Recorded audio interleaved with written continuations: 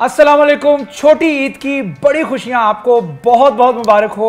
हम बांट रहे हैं ईद की खुशियों के रंग सिटी 41 के संग, और इसके साथ साथ मैं हूं आपका होस्ट शिराज भट्ट और मैं हूं आपकी होस्ट महविश हबीब। और जहां जहां हमारी ये ट्रांसमिशन देखी जा रही है वहां वहां छोटी ईद की बड़ी बड़ी खुशियां आप सब लोगों को बहुत बहुत मुबारक हो। और ईद की बात हो और ईद की सुबह जो है एक नया ही अंदाज घर में देखने को मिलता है। और हमारे बड़े स्पेशल गेस्ट हमारे साथ इस सेगमेंट में मौजूद हैं। इस खास तौर पर खास नशरियात के अंदर बड़े ही खास गेस्ट हमारे साथ मौजूद हैं।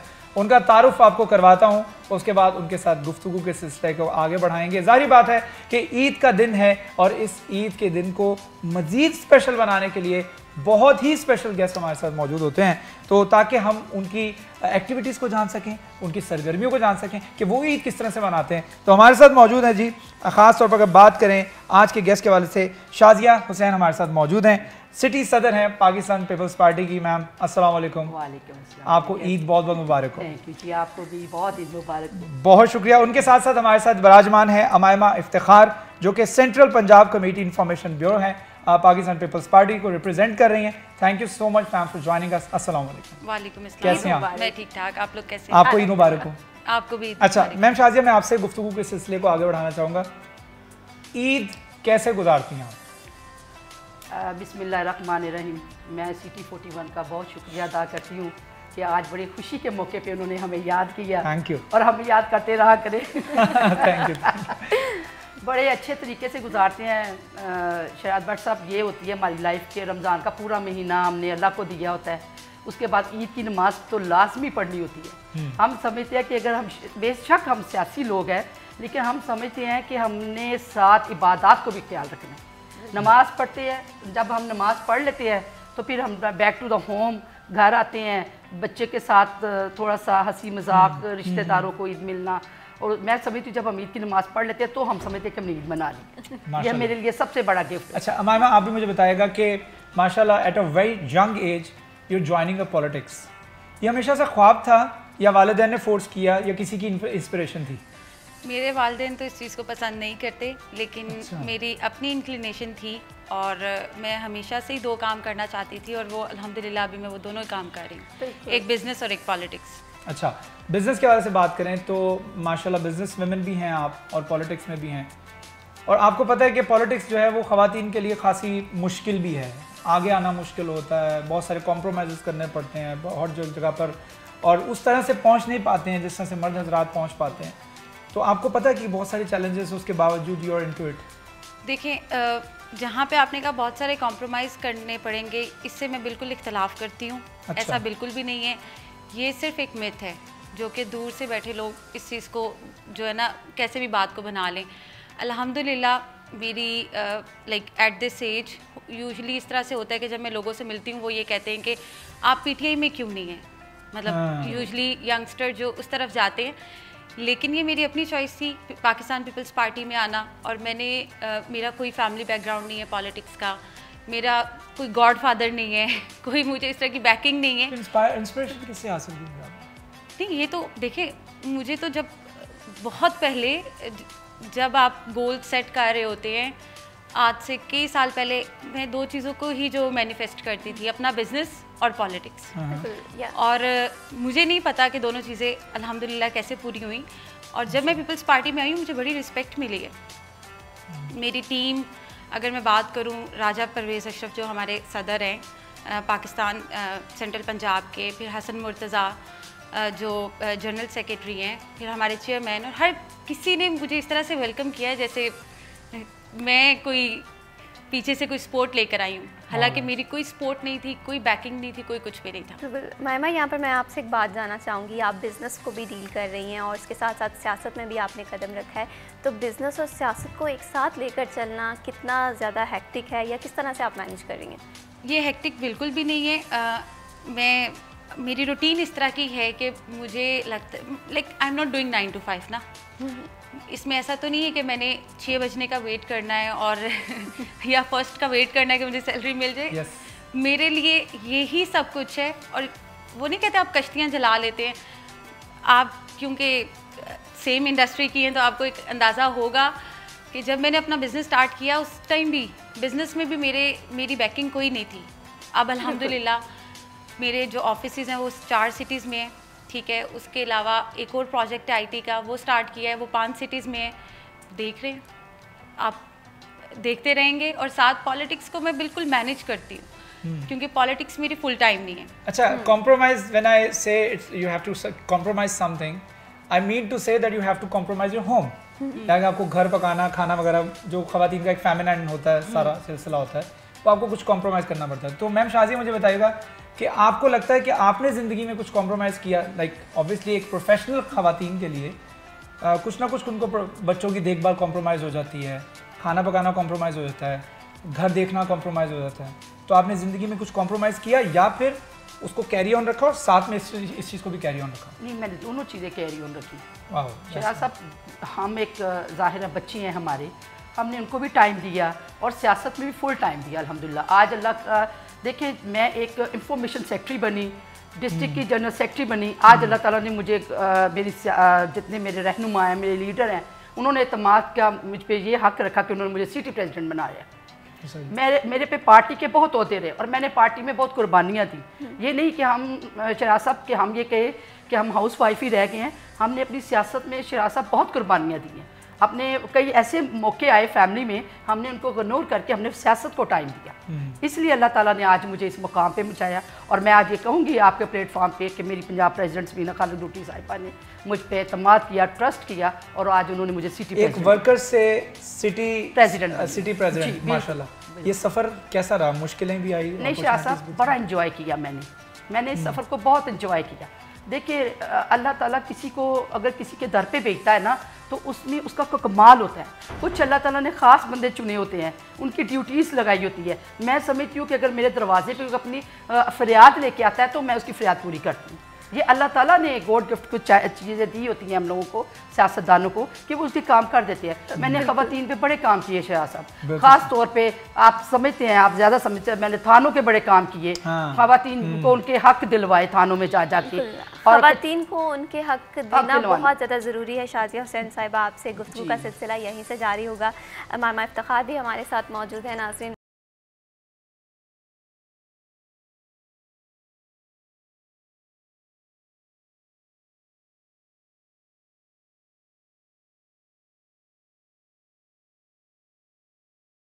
वेलकम बैक जी। ईद की खसूसी नशरियात में आपको एक मरतबा फिर खुशामदीद कहते हैं।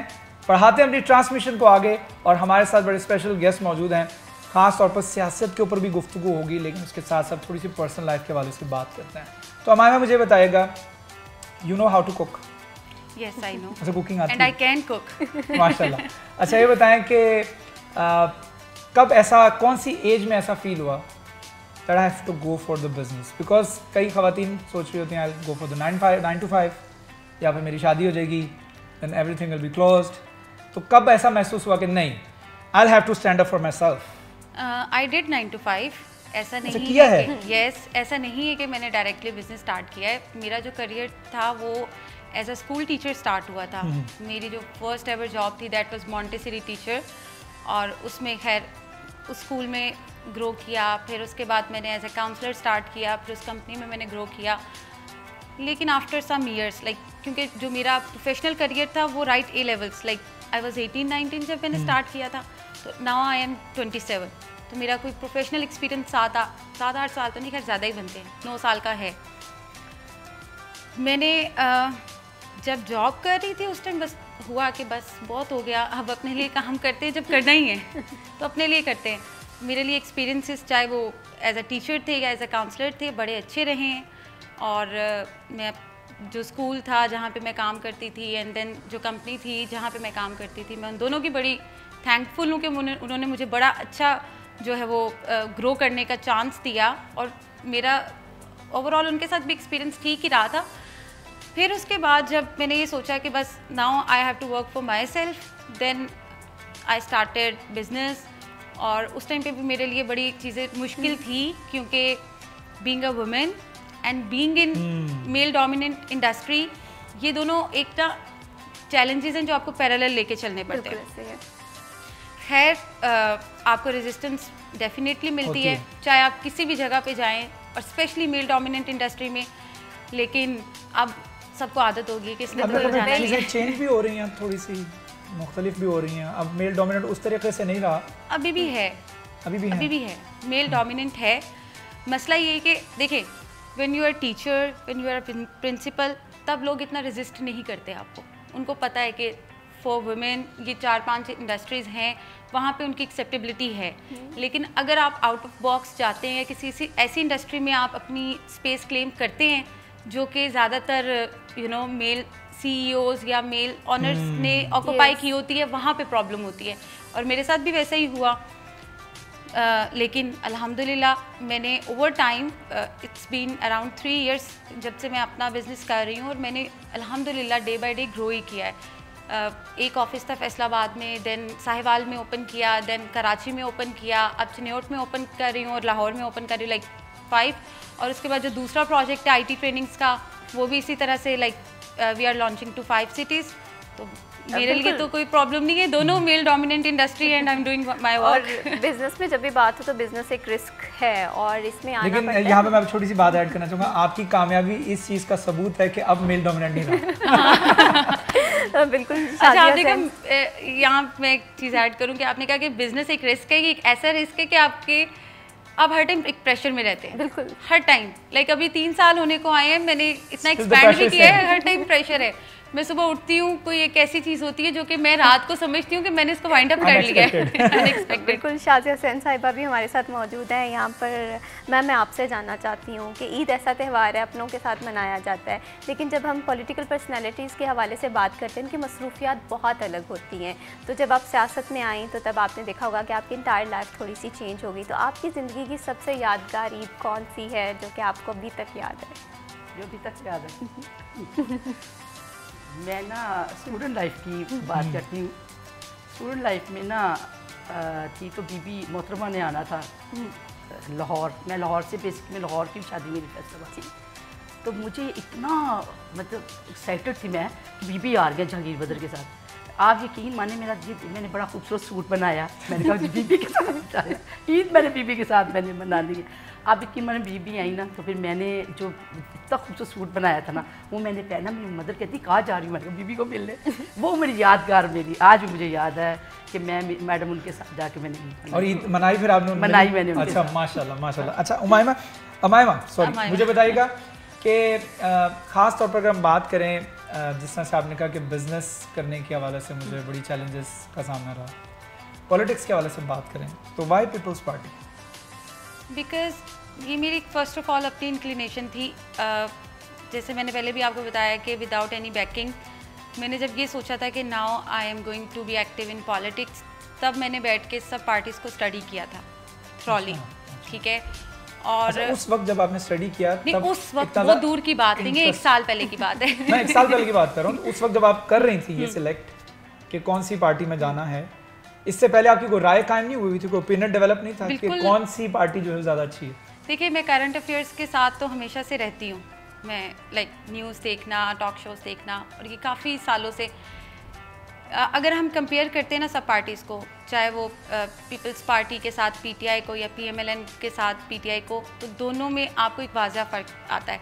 आई डोंट नो कि आजकल की यूथ जो है वो लॉजिकल चीज़ों को नहीं देखती, वो सिर्फ एक पॉपुलर, क्या उसे कहते हैं, पॉपुलिस्ट आइडिया के पीछे हैं या उस नारे के पीछे हैं।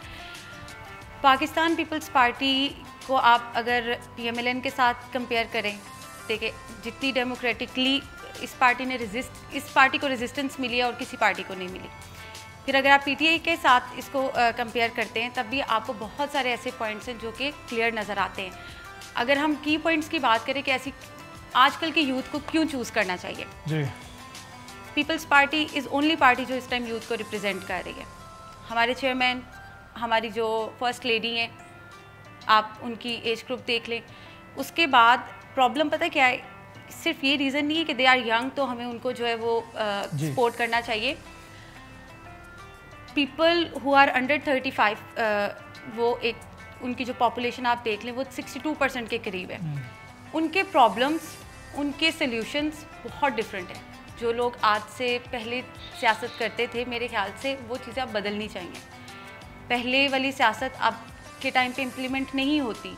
आप नून लीग में देखें सारी पुरानी जो उनकी प्रैक्टिसेस है वो इम्प्लीमेंट हो रही हैं, आप पीटीआई में देखें सारी प्रैक्टिसेस वो इम्प्लीमेंट हो रही हैं। मैं जब जाती हूँ, जब मैं ऐसे लोगों से इंटरेक्ट करती हूँ जिनके साथ मेरा जनरेशनल गैप होता है, मैं करती फिर भी हूँ, करना पड़ता है मेरी हर डोमेन में, उनके साथ जनरेशनल गैप है, एक थिंकिंग गैप है, आप उनके साथ कनेक्ट नहीं कर पाते। और हमारे सियासत में आना चाहिए यूथ को, और सियासत में क्यों यूथ को आना चाहिए, इस हवाले से भी मज़ीद डिस्कशन होगी।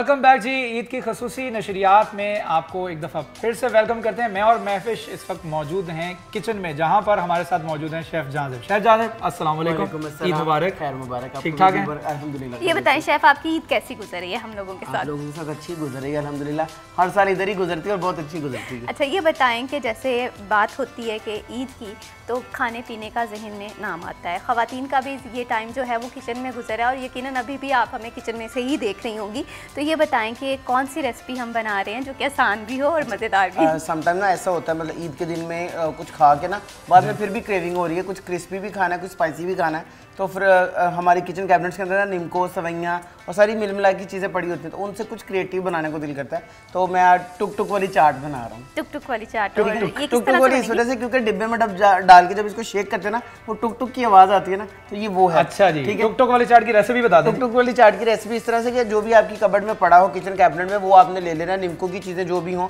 उसके अंदर लेमन जूस जाएगा, इमली की चटनी जाएगी और कंट्री प्लस की केचप जाएगी, उसको मिक्स करेंगे। फिर उसके बाद हम क्रंची सा बनेगा, थोड़ा क्रंची, क्रिस्पी, स्पाइसी। आप बिस्मिल्लाह करें जी। हमारे पास जी कंट्री प्लस के वाले से बात करें तो हमारे यहाँ जितने भी पकवान तैयार हुए हैं ना, पूरा Ramzan, through out the Ramzan, वो कंट्री प्लस के मसाले जो हैं इस्तेमाल करके हुए हैं। और कंट्री प्लस ने एक नया इनिशिएटिव लिया है कि तमाम के तमाम मसाले जो हैं वो 12 जार्स में मुतारफ़ करवाते हैं, यानी 12 जार्स हैं जिनके अंदर 12 मसाले हैं। और इसका फ़ायदा ये है कि जितना आपने मसाला यूज़ करना है उतना आप यूज़ कर सकते हैं, और बाकी का जो है वो आप इसका ढक्कन बंद करके इसको वापस पैक करके रख सकते हैं। तो इसका फ़ायदा ये होता है कि मॉइस्चर नहीं जाता, गीला नहीं होता, ख़राब नहीं होता, और ये एज़ इट इज़ बिल्कुल सेफ़ रहता है। और इसका दूसरा फ़ायदा ये है कि एक तो आपने इसको ढक्कन को ऐसे, जैसे मैं भी इसको खोल के दिखाता हूँ आपको, कि आपने जितना इस्तेमाल किया उसके बाद आपने इसको बॉक्स को बंद कर दिया, ये एयर टाइट हो गया। अब इसके अंदर ना तो मॉइस्चर जा सकता है ना ये गीला हो सकता है। और दूसरा फ़ायदा ये है कि कंट्री प्लस के अगर ये 12 जार आप ऑर्डर करते हैं तो आपको साथ में किचन बॉक्स जो है बिल्कुल मुफ्त मिलता है। तो अभी जाइए कंट्री प्लस के अरमा स्टोर पर। अरमा स्टोर का फ़ायदा ये है कि ये नई फैसिलिटी है जो कंट्री प्लस ने मुतारफ़ करवाई है, और ऑनलाइन जो है आप ख़रीदारी कर सकते हैं। कोई भी प्रोडक्ट चाहिए आपको अचार गोश्त चाहिए, कढ़ाई गोश्त चाहिए, कोरमा मसाला चाहिए, टमाटो केचप चाहिए, या फिर ये 12 जार चाहिए किचन बॉक्स के साथ, आपको जो भी प्रोडक्ट चाहिए अरमा स्टोर पर जाइए और वहाँ से आप जाकर कंट्री प्लस का कोई भी प्रोडक्ट खरीद सकते हैं, और आपको वो प्रोडक्ट जो है वो आपके घर पे डिलीवर किया जाएगा। कितनी बड़ी सहूलत है। इसके साथ साथ अगर ख़ास तौर पर किचन के हवाले से बात कर लेते हैं, और किचन में हमारे यहाँ जितने भी पकवान तैयार किए जा रहे होते हैं ना, as long as the food and cuisines are concern, उसमें जो ऑयल यूज़ होता है वो ऑयल जो है वो गोल्डन कुकिंग ऑयल का इस्तेमाल होता है। और गोल्डन कुकिंग ऑयल का फ़ायदा ये है कि कोलेस्ट्रॉल फ्री है, और कनोला और सोयाबीन का मरकब है, आपके सेहत का ज़ामिन है, और इसके साथ साथ आपकी सेहत का ख्याल रखते हुए इस ऑयल को जो बनाया जाता है ताकि आपकी सेहत के ऊपर कोई कॉम्प्रोमाइज़ ना किया जाए।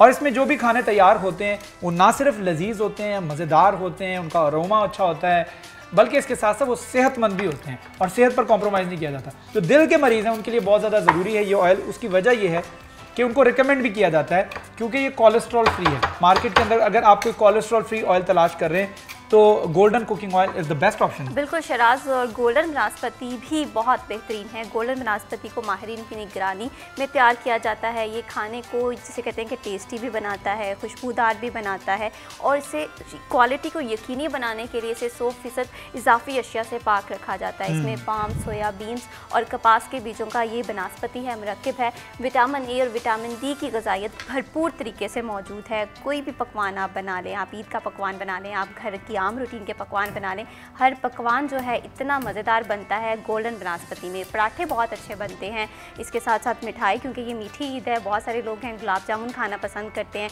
कुछ लोग तो इवन रसगुल्ला भी घर में ही बनाना चाहते हैं क्योंकि उन थोड़े से हाइजीन होते हैं, हाइजीन के हवाले से थोड़े से कॉन्शियस होते हैं, तो वो भी घर में गोल्डन बनास्पति को यूज़ करते हुए इस्तेमाल भी कर सकते हैं। और साथ ही साथ जिसे कहते हैं नान खटाई बहुत अच्छी बनती है, बेकिंग बहुत अच्छी होती है। ये कहें कि गोल्डन बनास्पति एक है लेकिन इसके काम जो हैं वो मल्टीपल हैं, मतलब नाम चीज़ एक है, नाम हजार है। बिल्कुल। इसके साथ साथ अगर हम बात करें ड्रिंक्स के हवाले से और इफ्तारी के हवाले से या ईद के हवाले से, तो दस्तरख्वान के ऊपर अगर रूह अफ़ज़ा ना मौजूद हो तो मुझे लगता है कि दस्तरख्वान ही मुकम्मल नहीं होता। एज़ लॉन्ग एज़ द इफ्तार table is concern, dinner table is concern, तो वहाँ पर रूह अफ़ज़ा जो है वो लाजिम व मलज़ूम है। 1947 से लेके अब तक जो है हर पाकिस्तानी का, हर ख़ास व आम का इंतखाब जो है वो रूह अफ़ज़ा होता है। उसकी वजह ये है कि टेस्ट में बहुत ज़बरदस्त है और ये एक मुंसलिक हो चुका है हमारी इफ्तार के साथ, यानी लाजिम व मलज़ूम हिस्सा है। और ख़ास तौर पर बात करते हैं अगर माह रमज़ान के हवाले से साल 2025 का जो गुजरा है उसमें इन्होंने एक टैग लाइन मुतारिफ़ करवाई है, चल मेरे लाल।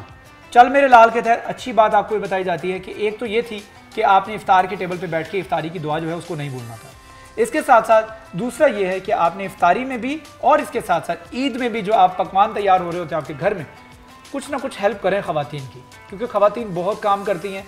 शायद आप अपने ऑफिस में, अपने दफ्तर में जितने काम कर रहे होते हैं उससे ज़्यादा काम वो किचन में संभाल रही होती है। उन्होंने खाना भी बनाना होता है और इसके साथ साथ दीगर मामला भी देखने होते हैं, तो किचन में उनकी हेल्प ज़रूर करें। बिल्कुल, किचन में हेल्प भी करें। और किचन में क्योंकि जिसे कहते हैं कि सारा दिन ईद पे ना सारा दिन बहुत सारे पकवान बन रहे होते हैं, लेकिन साथ ही साथ जब शाम होती है तो फिर इंसान दिल करता है कि कोई स्नैक्स जैसे ट्राई करे। जैसे अभी ये टुक टुक हमारी चाट भी बन रही है, और इसके साथ साथ अगर टुक टुक चाट के साथ अगर आप कोई जूस पीना चाहते हैं तो फ्रूटफुल एक ऐसा बेहतरीन जूस है जो कि ऑस्ट्रेलिया, कनाडा, जापान समेत दीगर तरक्की याफ्ता ममालिक में एक्सपोर्ट किया जाता है।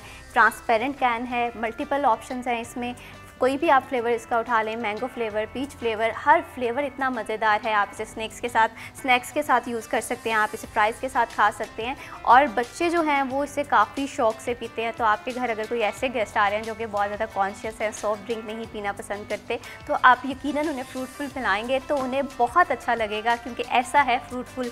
और जिसे कहते हैं माह रमज़ान में ये मेरी बेहतरीन चॉइस रहा है, और इसी के साथ साथ ईद में मेरा जो दिन का आगाज़ है वो फ्रूटफुल के साथ ही हुआ है। बिल्कुल। इसके साथ साथ अगर हम बात करें किचन के हवाले से, तो हमारे यहाँ पर किचन के जितने भी अप्लाइंसेस जो है वो इस्तेमाल किए जाते हैं वो फोटाइल के किए जाते हैं। फोटाइल का जो तेज़ फ्लेम है उसके ज़रिए बहुत तेज़ी से खाना बन जाता है, मिनटों में खाना तैयार होता है और क्वालिटी के ऊपर कोई कॉम्प्रोमाइज़ नहीं होता, क्योंकि खाना जो तैयार होता है ना वो जलता नहीं है। ये क्वालिटी है फोटाइल के स्टोव्स की, और ये स्टोव्स जो हैं वो क्वालिटी के हवाले से, स्टैंडर्ड्स के हवाले से, सेफ्टी मेजर्स के हवाले से बात करें तो बैनुल-अक़वामी 12 मराहिल से होकर गुजरता है, जिसके बाद ये आपके घर तक पहुंचाया जाता है। और इसका फ़ायदा ये होता है कि आपकी सेफ्टी को जो है यकीनी बनाया जाए, इंश्योर किया जाए, आपके घर वालों की और आपकी फैमिली की और आपकी सेफ्टी को प्रायोरिटी बेसिस के ऊपर रखा जाता है। और ख़ास तौर पर अगर फोटाइल के बारे में बात करें तो हमारा जो तेज़ी से खाना पकाने का तजुर्बा है ना वो भी फोटाइल के साथ होता है। एनर्जी एफिशिएंसी के वाले से बात करें, गैस और बिजली की बचत होती है। आज के दौर में पाकिस्तान के अंदर गैस और बिजली सबसे बड़ा मसला है। गैस और बिजली की बचत करना चाहते हैं, अपने किचन को ख़ास तौर पर फोटाइल के साथ जो है बदलें। और इसके साथ साथ फोटाइल के जो किचन अप्लाइंसेस है वो हमारे यहाँ भी इस्तेमाल होते हैं।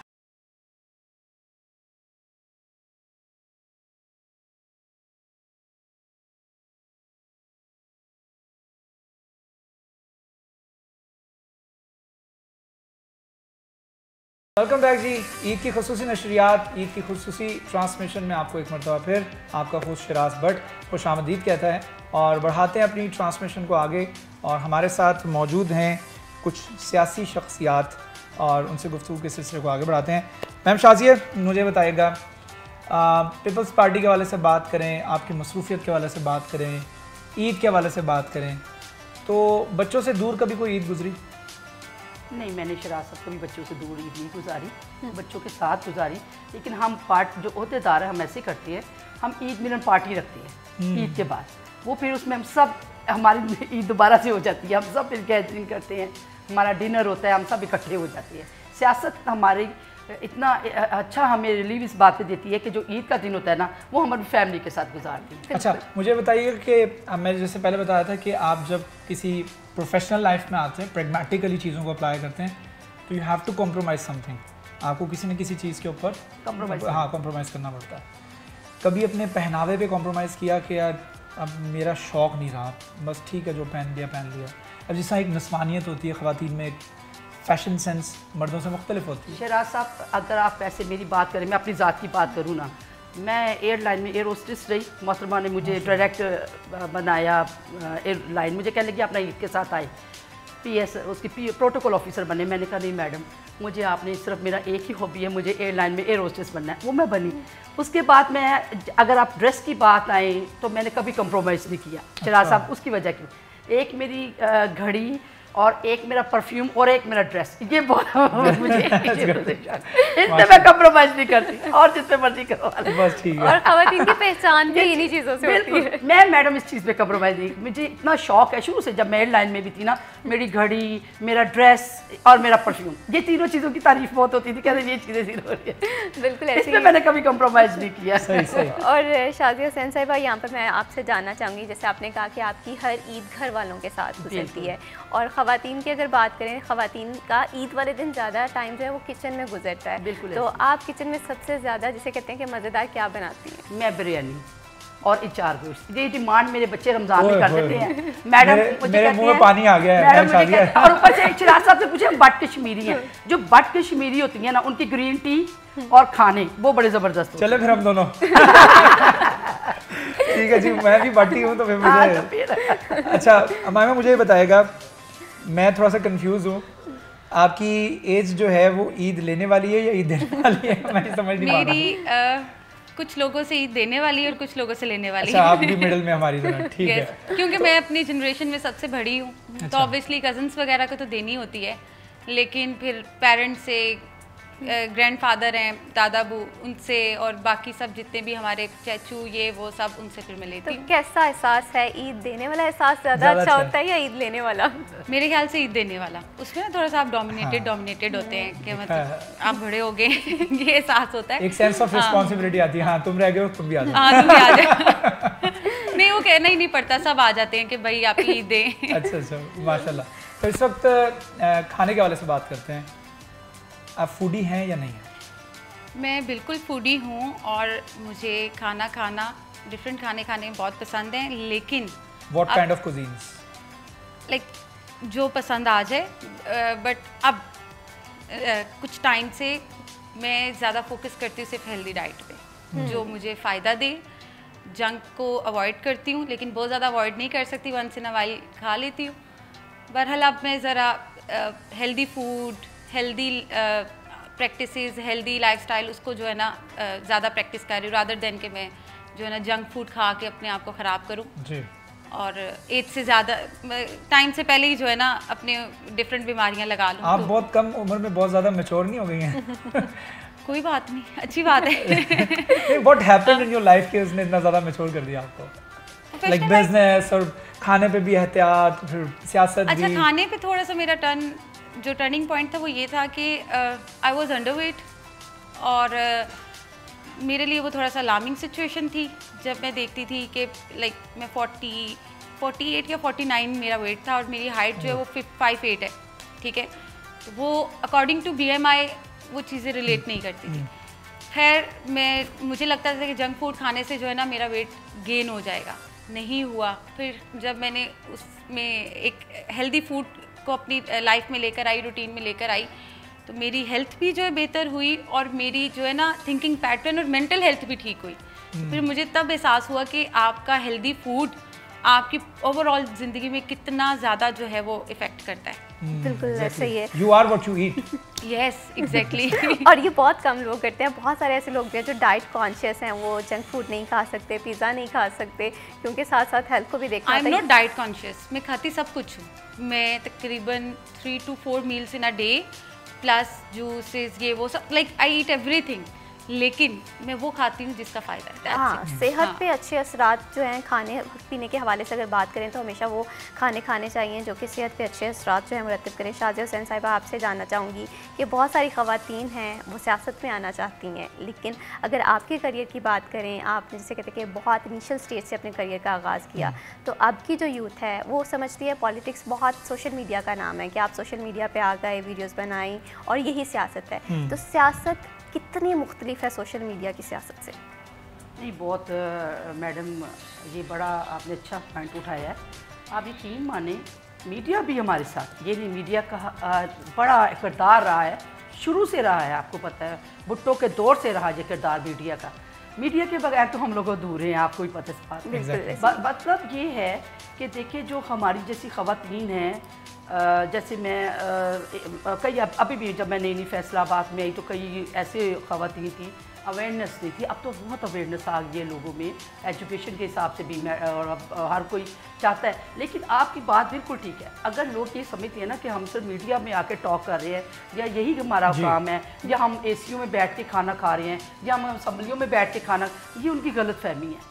मैं कहती हूँ मैडम मेहनत बहुत करनी पड़ती है इस फील्ड में, जिस फील्ड में हम ख़वातीन हैं इस पे बहुत मेहनत करनी पड़ती है। देखिए आप बताइए कि मैं कहती हूँ डॉक्टर अपनी ड्यूटी दे के घर चला जाता है, एक SHO अपनी ड्यूटी दे के घर जाता है। हम ऐसे सियासतदान हैं रात के 2 बजे भी हमारा दरवाज़ा नॉक हो रहा था, ऑफर आना पड़ गया, सानू बचाओ आप जाओ।